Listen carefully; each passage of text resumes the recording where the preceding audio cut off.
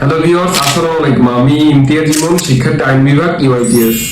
আপনারা হয়তোবা অনেকেই সন্তান মিটার দেখেছেন বা অনেকেই দেখেননি, তবে এরকম সমস্যা আমাদের সমাজে প্রায় দেখতে পাওয়া যায়। আসলে কোনো বাবা মাই চায় না তার সন্তানের বিরুদ্ধে মামলা দায়ের করতে, কিন্তু বাংলাদেশে এমনই এক আইন আছে, যখন তারা বাধ্য হয় তখন তারা মামলা দায়ের করতে পারে, আর তখনই আপনি আইনের চোখে হয়ে যাবেন একজন অপরাধী।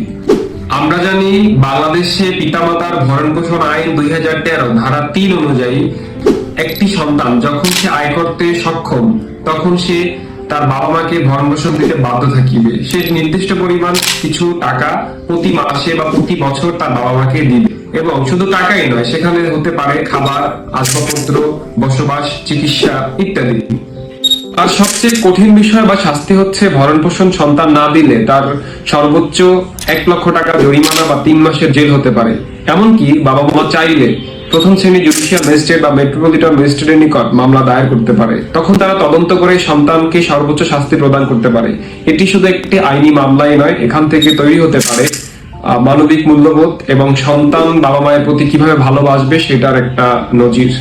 তাই সবাইকে বলতে চাই, বাবা মায়ের মুখে হাসি ফোটানোর দায়িত্ব একমাত্র সন্তানেরই। তাই বাবা মাকে ভালোবাসুন, সম্মান করুন, স্নেহ করুন, তাকে সর্বদা আগলে রাখুন নিজের করে। আর আমি সর্বশেষ বলতে চাই, ভিডিওটা শেয়ার করে দিন যাতে সকলে দেখতে পারে, এবং আপনি বদলে গেলে, আমি বদলে গেলে বদলে যাবে আমাদের দেশের আইন ব্যবস্থা, এবং সবার বাবা মা থাকবে ভালো। ধন্যবাদ।